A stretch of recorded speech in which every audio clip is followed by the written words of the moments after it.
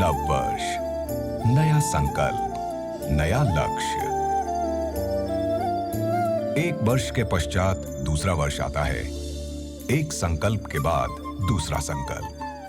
संकल्प अपने लक्ष्य को प्राप्त करने का ये चक्र तो चला आ रहा है। ऐसा ही एक चक्र है जीवन चक्र। मनुष्य जन्म का अपना एक उद्देश्य है, एक परम लक्ष्य है। वो लक्ष्य क्या है और हम कैसे उसे प्राप्त कर सकते हैं? जीवन के कुरुक्षेत्र में विजयी राजा कैसे बने? योग केवल शरीर के लिए ही नहीं, बल्कि मन और आत्मा के लिए भी है। योग मनुष्य को शरीर चैतन्य से आत्मा चैतन्य की ओर ले जाता है। इसका पूरे विश्व में प्रसार कर लाखों लोगों के जीवन में परिवर्तन लाने वाले योगी कथामृत ग्रंथ के रचयिता श्री श्री परमहंस योगानंद जी की 125वीं जयंती के अवसर पर जी अनमोल आप अनमोल दर्शकों के लिए लेके आ रहे हैं 5 एपिसोड की एक विशेष श्रृंखला, ईश्वर अर्जुन संवाद। जैसे एक बाल्टी में अगर थोड़ा गंदा पानी है तो उसको अच्छे पानी के नल के नीचे रख देने से धीरे धीरे गंदे पानी का प्रभाव कम हो जाता है।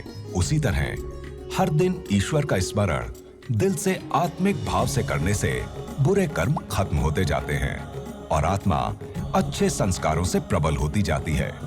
ईश्वर को पाने के लिए परमहंस योगानंद जी ने क्रिया योग के रूप में एक वैज्ञानिक प्रविधि बताई है, सृष्टि की उत्पत्ति।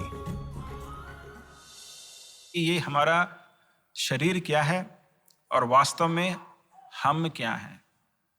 जब कुछ भी नहीं था, जब सृष्टि भी नहीं थी, तब केवल परब्रह्म थे और कुछ नहीं था। ऐसा कहते हैं कि परब्रह्म के मन में एक इच्छा जगी कि भाई मैं तो अकेला हूं और अपने आनंद में ही मस्त हूं, तो मैं अपने आप को अनेक रूपों में आनंद लेना चाहता हूं। एको हम बहुश्याम, मैं एक हूं, मैं अपने आप को अनेक रूपों में परिवर्तित करके अपने ही आनंद को अपने ही अनेक रूपों से भोगना चाहूंगा। कहते हैं कि सृष्टि की शुरुआत इस इच्छा से हुई है, परब्रह्म की इस इच्छा से। और परमहंस योगानंद जी कहते हैं कि ये डिजायरलेस डिजायर है उनकी, यानी इच्छा रहित इच्छा। इच्छा रहित इच्छा इसलिए कहते हैं क्योंकि उस इच्छा की पूर्ति आवश्यक नहीं है परब्रह्म के लिए, क्योंकि वो तो परमानंद में है। तो वो इच्छा की पूर्ति हो ना हो उनको फर्क नहीं पड़ता, लेकिन वो इच्छा जगी, उसके फलस्वरूप ये पूरी सृष्टि निकली, ऐसा कहते हैं। तो उस बिंदु से शुरू होकर जहां पर ये ईश्वर के मन में इच्छा जगी, तो वहां से सृष्टि के 2 भाग हुए, एक जड़ और एक चेतन।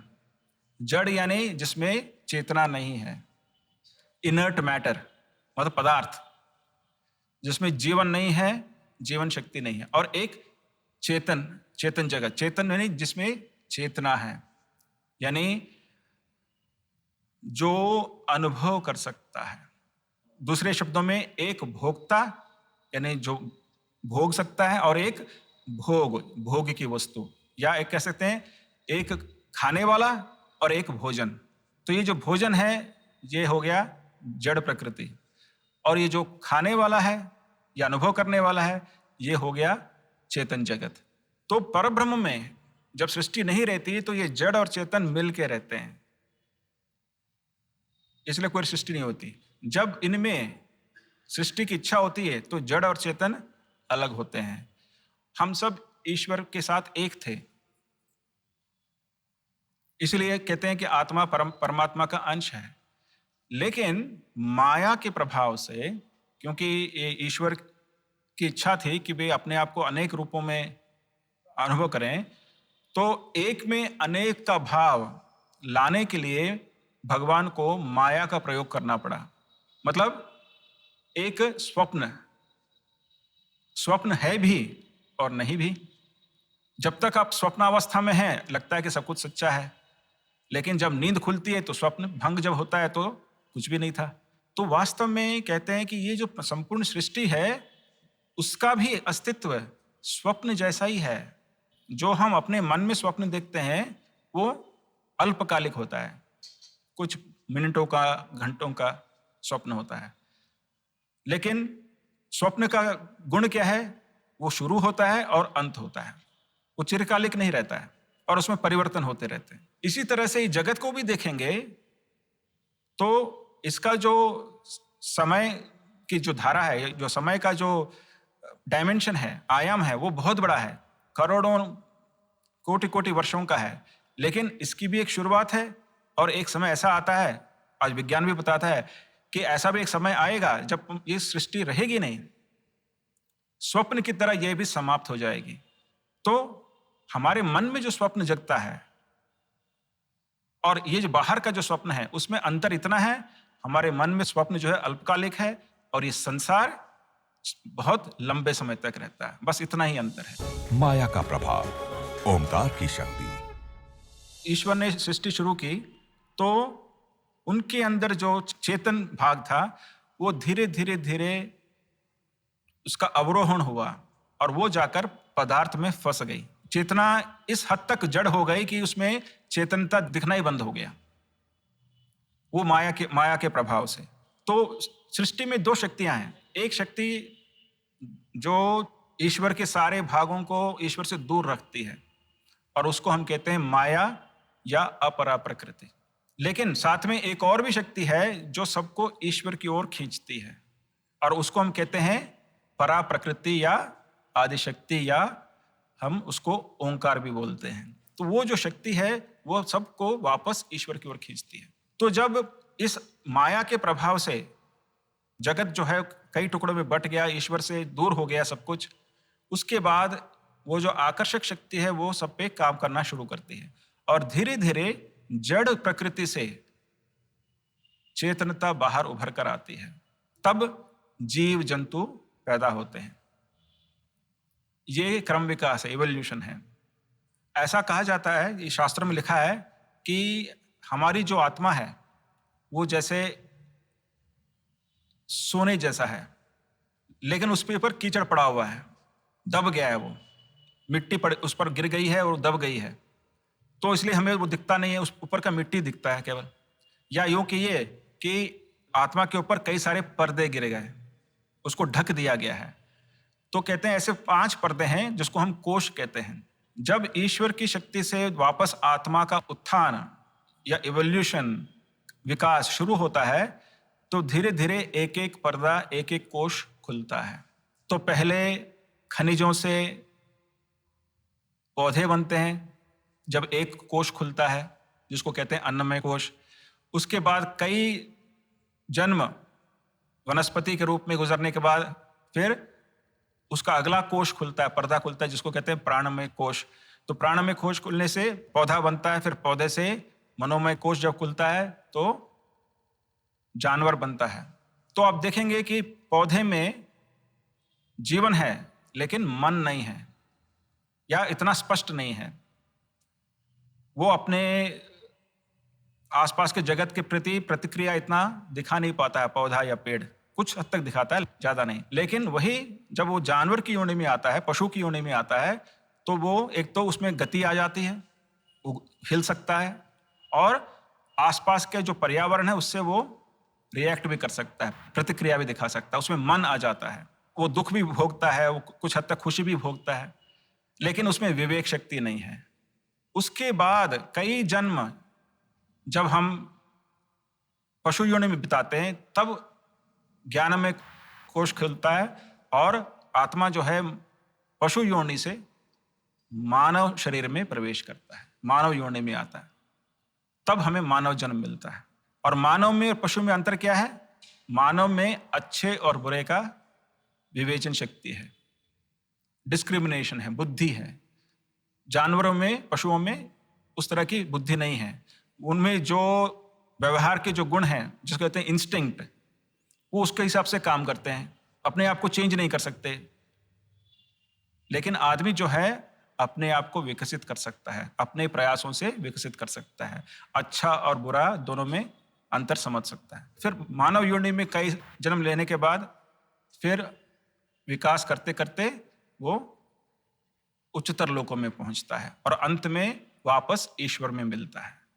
तो ये है सृष्टि का स्वरूप कि कैसे आत्मा जो है परमात्मा की स्थिति से धीरे धीरे जड़ बन जाती है और फिर वापस धीरे धीरे वापस ईश्वर की ओर कैसे वापस जाती है। मानव जन्म में आने के बाद सबसे जो बड़ा परिवर्तन या सबसे जो बड़ा लाभ जो आत्मा का होता है वो क्या है? वो है हमें एक स्वतंत्र इच्छा शक्ति दी जाती है। हमारे पास फ्री चॉइस है, फ्री चॉइस। हम चाहे तो अच्छा कर सकते हैं या बुरा कर सकते हैं और इसी के कारण हम कर्म के नियम के अधीन हो जाते हैं। अच्छा काम करते हैं तो हमें अच्छे कर्म मिलते हैं, बुरा काम करते हैं तो बुरे कर्म मिलते हैं, क्योंकि हमारे पास ये फ्री चॉइस है। तो ये जो भगवत गीता में जो युद्ध है ये इसी स्वतंत्र इच्छा शक्ति की लड़ाई है कि हम जीवन के प्रत्येक मोड़ पर हम किसका साथ दे रहे हैं। क्या हम कौरवों के साथ दे रहे हैं या पांडवों का साथ दे रहे हैं? तो हमारे अंदर जो बुरे संस्कार हैं या बुरी प्रवृत्तियां हैं सब में हैं। जब तक हम वापस ईश्वर को प्राप्त नहीं कर लेते, ये भगवान ने ऐसा ड्रामा बनाया है कि हम सब में ये बुरे गुण हैं और अच्छे गुण हैं, बुरे संस्कार हैं, अच्छे संस्कार हैं। लेकिन जीवन के हर मोड़ पर, जीवन के हर क्षण हमारे पास ये विकल्प रहता है, ये ऑल्टरनेटिव रहता है कि हम चाहे तो हम अपने अच्छे संस्कारों के साथ दें या बुरे संस्कारों के साथ, पांडवों का साथ दें या कौरवों का साथ दें। अगर इस तरह से समझें तब हमें समझ में आता है कि भगवत गीता में जो गीतोपदेश में भगवान श्री कृष्ण ने अर्जुन को क्या समझाया कि कैसे हम अपने आप को इस तरह से प्रशिक्षित कर सकते हैं, इस तरह से ट्रेन कर सकते हैं कि हम हमेशा सही निर्णय ले सकें। हम हमेशा हमारे अंदर जो अच्छाई है, हमारे अंदर जो ईश्वर का प्रतिबिंब है उसका साथ दें और हमारे अंदर जो बुराई है या माया की जो परछाई है उससे बचकर चलें। तो ये जो लड़ाई है ये वास्तव में अगर हम इसके गहराई तक जाएं, ये परमात्मा और माया के बीच लड़ाई है। आत्मा जो है, हम सब जो आत्मा है, हम बीच में खड़े हैं। एक तरह से परमात्मा हमें खींच रहे हैं अपनी ओर, एक तरह से माया अपनी ओर खींच रही है। छोटा था तो कॉमिक्स पढ़ते थे हम लोग, एक कैरेक्टर में दिखाया कि वो सोच रहा है और यहाँ पर जो है एक फरिश्ता खड़ा है और यहाँ पे जो है एक जो यमदूत खड़ा है और फरिश्ता कह रहा है कि तुम ऐसा करो, इसको मदद करो, और ये यमदूत के ये जो भी कही वो कह रहा है कि नहीं तुम उसको मारो, गलत करो। तो इसी तरह से हमारे मन में भी द्वंद्व चलता रहता है। हमारे एक कंधे पर परमात्मा बैठे हुए हैं, एक कंधे पर शैतान बैठा हुआ है या माया बैठी हुई है। हम किसका सुनेंगे, हम किसकी बात को मानेंगे, ये लड़ाई है। तो वास्तव में ये जो भगवत गीता में जो युद्ध है ये परमात्मा और माया की लड़ाई बताई गई है। ओम तत्सत। परब्रह्म एकमात्र सत्य है। जब सृष्टि नहीं रहती केवल परब्रह्म रहते हैं और उसे हम कहते हैं सत्य। सत्य यानी जो कभी समाप्त नहीं होता, जो हमेशा रहता है, जो हमेशा रहता है, इसलिए वो सत्य है। और जब उनमें सृष्टि की इच्छा होती है तो उसमें से ओम और तत् दो निकलते हैं, इसलिए हम कहते हैं ओम तत् सत। जब भी हम कोई मंत्र उच्चारण करते हैं तो ओम तत् सत, ये तीनों चीज कहते हैं। तो सत्य जो है वे परब्रह्म हैं। उनमें से उनकी जो चेतना का जो भाग है या उनमें जो कॉन्शियसनेस है उसे तत् कहा गया है। उनके अंदर जो शक्ति है या आनंद है उसे ओम कहा गया है। इसमें जो तत् है, स्वामी श्री युक्तेश्वर अपने कैवल्य दर्शनम में लिखते हैं कि जो तत् है वो प्रेम बीज है, प्रेम बीजम। जो ईश्वर का जो सार है, उनकी जो चेतना का जो वास्तविक स्वरूप है, जिस पर यह संपूर्ण सृष्टि की रचना और योजना आधारित है, वो ईश्वर का प्रेम है। और ये संपूर्ण सृष्टि उसी प्रेम का विलास है, प्रेम की अभिव्यक्ति है। इसे हमें याद रखना चाहिए। तो ये प्रेम बीज है तत्व, और यही चेतना के रूप में प्रकट होती है। और चेतना क्या है? जिससे हम अनुभव करते हैं। केवल जिस व्यक्ति में या जिस प्राणी में चेतना है वही अनुभव कर पाता है, यानी भोक्ता, जो भोग सकता है, जो अनुभव कर सकता है। वो जो तत्व है, अनुभव करवाने वाला तत्व, वो तत्व है। और एक है ओम। ये ओम क्या है? ये शक्ति है। इसमें इंटेलिजेंस है, इसमें प्रज्ञा तो है, सृष्टि को रचने की उसमें शक्ति है, लेकिन उसमें चेतना नहीं है, वो जड़ है। तो ये दो चीजें हैं, एक जड़ और एक चेतन। ये बहुत आवश्यक है समझना। सृष्टि के शुरू में ये जड़ और चेतन दोनों तत्व मिले रहते हैं, इसलिए सृष्टि नहीं होती।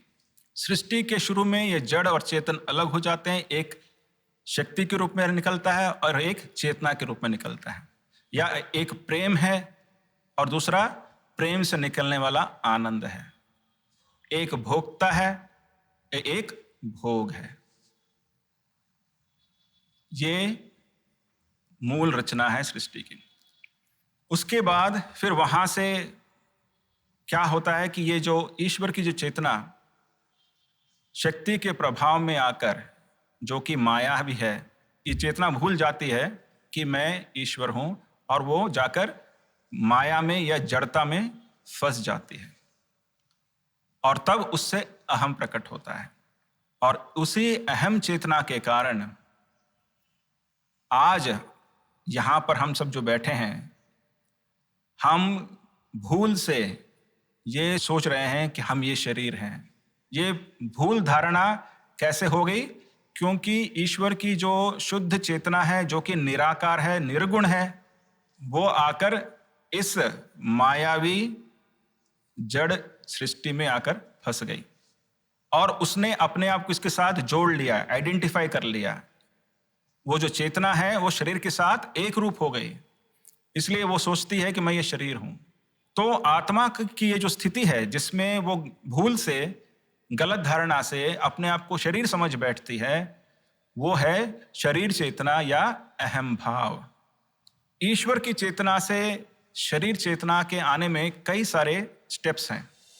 3 विश्व 3 शरीर। तो पहले ये चेतना की जो रचना हुई, ये विचारों के स्तर पर हुई। अब जैसे हम कोई भी काम करते हैं, उसके भी 3 स्टेज होते हैं। अब समझ लीजिए हमें एक मकान बनाना है, बिल्डिंग खड़ी करनी है, तो सबसे पहले बिल्डिंग का डिजाइन हमारे दिमाग में आता है, या हमारे या आर्किटेक्ट के दिमाग में आता है। जो दिमाग में जो बिल्डिंग का जो रूप है, वो किस रूप में है? विचारों के रूप में है। तो इसी तरह से जब ईश्वर ने सृष्टि शुरू की, तो पहले ये विचारों के रूप में निकले कि मुझे सृष्टि की रचना इस प्रकार करनी है। और उस विचारों के जगत को योग की शब्दावली में कहते हैं कारण जगत, कॉजल वर्ल्ड। क्योंकि वो बाकी सृष्टि का कारण बनता है, इसलिए उसे कारण जगत कहा गया है। फिर वास्तव में वही विचार क्या है? वो भी शक्ति है, एनर्जी है। थॉट क्या है? वाइब्रेशन है। तो वही वाइब्रेशन जब और घनीभूत होता है और कंडेंस होता है, उससे बिजली निकलती है, प्रकाश निकलता है, और उससे सूक्ष्म जगत या एस्ट्रल वर्ल्ड बनता है। जिस तरह से जब हम बिल्डिंग तैयार करते हैं, तो पहले हमने उसका डिजाइन मन में सोच लिया, वो विचार के स्तर पर हो गया। फिर उसको हमने लकीरों से बनाया, एक ब्लूप्रिंट बना लिया। अभी इमारत नहीं है, बिल्डिंग नहीं खड़ी हुई है, लेकिन वो उसका एक नक्शा बन गया है। तो हम इसी तरह से समझ सकते हैं कि ये जो सूक्ष्म जगत है, जो कि प्राण शक्ति से या ईश्वर की शक्ति से बनी हुई है, बिजली से बनी है, वो एक नक्शा है जो कि ईश्वर की सूक्ष्म शक्ति से बनी हुई है।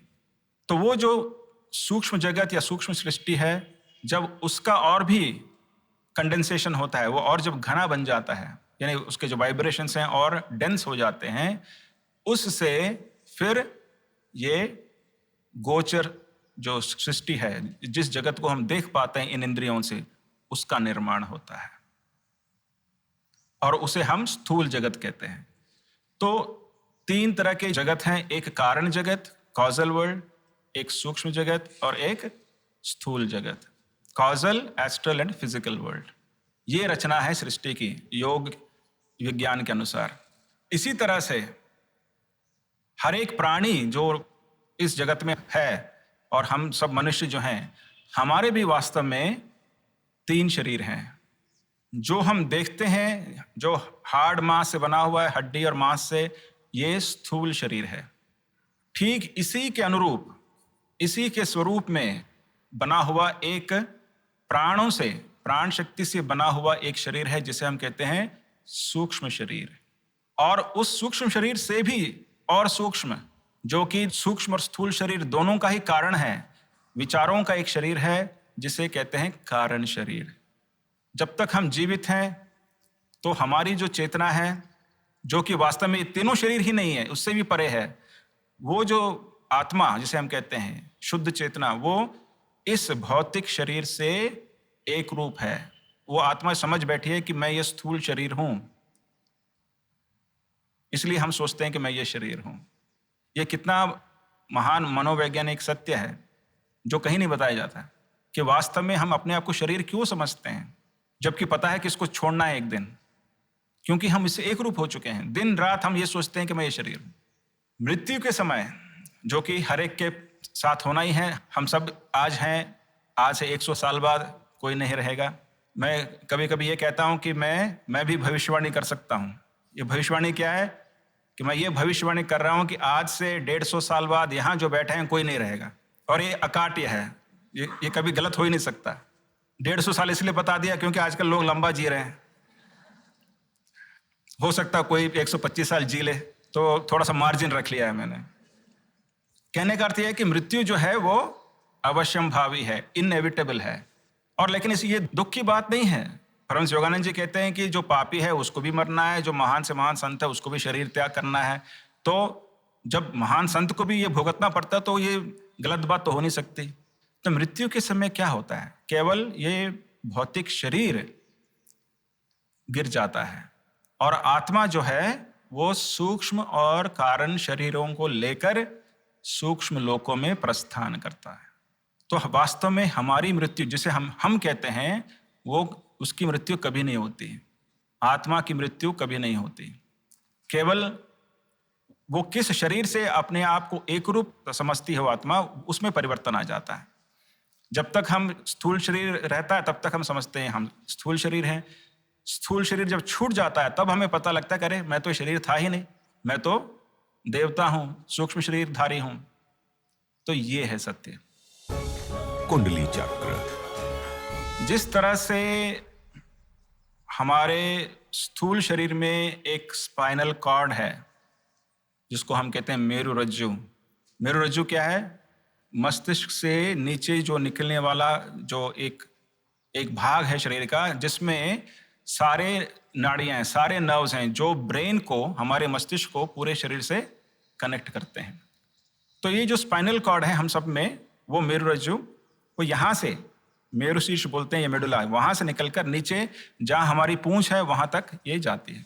ठीक उसी प्रकार हमारे सूक्ष्म शरीर में भी एक मेरुरज्जु है या स्पाइनल कॉर्ड है, लेकिन क्योंकि वो सूक्ष्म है, वो ठोस नहीं है, वो केवल प्राण शक्ति के संचार की एक नाड़ी है, एक चैनल है जिसमें से प्राण शक्ति प्रवाहित होती है, और उसको हम बोलते हैं सुषुम्ना नाड़ी। अगर हम इस शरीर को काट के देखेंगे तो स्पाइनल कॉर्ड में भी जगह जगह पर नाड़ियों की ये जो गुत्थे हैं, मतलब बहुत सारी नाड़ियां एक जगह मिले हुए हैं, जिसको प्लेक्सस बोलते हैं हम लोग। और ठीक उसी स्थान पर योगी बताते हैं कि हमारे सूक्ष्म शरीर में सुषुम्ना नाड़ी में जगह जगह पर ऊर्जा के केंद्र हैं, जहां पर ऊर्जा विशेष रूप से एकत्र रहती है, और उनको हम चक्र बोलते हैं। तो ये चक्र नीचे से लेकर ऊपर तक 6 चक्र हैं। पूंछ के लेवल पर मूलाधार, उसके ऊपर स्वादिष्ठान, नाभि के पीछे मणिपुर, हृदय चक्र जिसको कहते हैं अनाहत, ये जो कंठकूप है जहाँ गर्दन और धड़ जुड़ते हैं वहाँ पर विशुद्ध चक्र, और ये जो मेरुशीर्ष है मिडुला, उसे हम कहते हैं आज्ञा चक्र। आज्ञा चक्र के ही ये जो नेगेटिव पोल और पॉजिटिव पोल, इसको हम कुटस्थ बोलते हैं। और इन सब से ऊपर है हमारा ब्रेन, सेरिब्रम, और सूक्ष्म शरीर में जो हमारा ब्रेन है उसे हम कहते हैं सहस्रार या सहस्र दल कमल। तो ये कमल क्यों बताया गया है? ये जो चक्र हैं उनको कमल भी बोलते हैं। क्यों? क्योंकि जिस तरह से कमल में उसकी पंखुड़ियां होती हैं, उसी तरह से जब योगी सूक्ष्म शरीर को देख पाता है तो वो देखता है कि सुषुम्ना नाड़ी में जगह जगह पर किरणें निकल रही हैं। इन चक्रों से जो किरणें निकल रही हैं, ऊर्जा की किरणें, उनको पंखुड़ियां कहा गया है। सूक्ष्म शरीर में हमारा जो मस्तिष्क है उसमें हजारों किरणें निकलती हैं, इसलिए उसको सहस्रार कहा गया है। तो ये शरीर रचना है स्थूल शरीर का, और उसके पीछे जो सूक्ष्म शरीर उसका। तो विवाह के 1 साल बाद जब पहला बच्चा हुआ तो गंगा ने ले जाकर उसे नदी में डुबो दिया, पहले बच्चे को। फिर 1 साल बाद दूसरा बच्चा हुआ, उस बच्चे को भी डुबो दिया। इस तरह से उन्होंने 7 बच्चों को डुबो दिया। जब इस तरह से 7 बच्चों को माँ ने ही मार दिया, तब 8वें संतान जब हुई तो शांतनु से रहा नहीं गया। उसने कहा कि गंगा तुम क्या कर रही हो, अपने ही बच्चों को मार रही हो, ये गलत है। तो गंगा ने कहा देखो मैंने कहा था तुमसे कि प्रश्न नहीं करोगे, अब तुमने प्रश्न किया इसलिए मैं जा रही हूँ, अपने बच्चे को भी साथ ले जा रही हूँ। दोनों शक्तियाँ हैं, एक शक्ति है जो हमें ईश्वर की ओर खींच रही है जो कि पांडव है, और एक शक्ति है जो हमें वापस संसार में धकेल रही है जो कि कौरव है। तो इन कौरवों को एक न एक दिन मारना ही पड़ता है, और जितना जल्दी हम धनुष उठाकर उनसे संघर्ष करने के लिए तैयार हो जाएंगे उतना जल्दी ये संघर्ष खत्म हो जाएगा। हे माधव मधुसूदन दया करो यदुनंदन, दया करो नंदनंदन। हे माधव मधुसूदन दया करो यदुनंदन, दया करो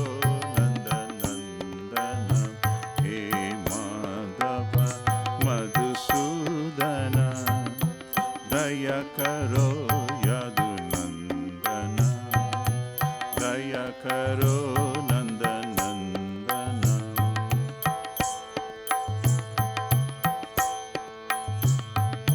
देवकी नंदन गोपाल, यशोदा जीवन गोपाल।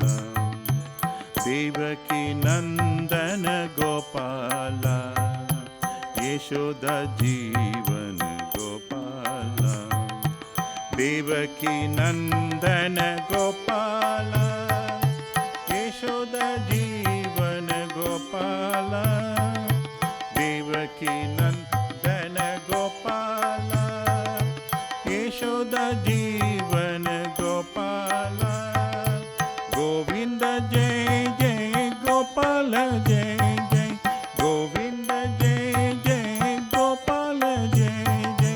मुकुंद माधव गोपाल, मुकुंद माधव गोपाल। हे माधव मधुसूदन दया करो यदुनंदन, दया करो नंदनंदन। हे माधव मधुसूदन दया करो यदुनंदन, दया करो नंदनंदन।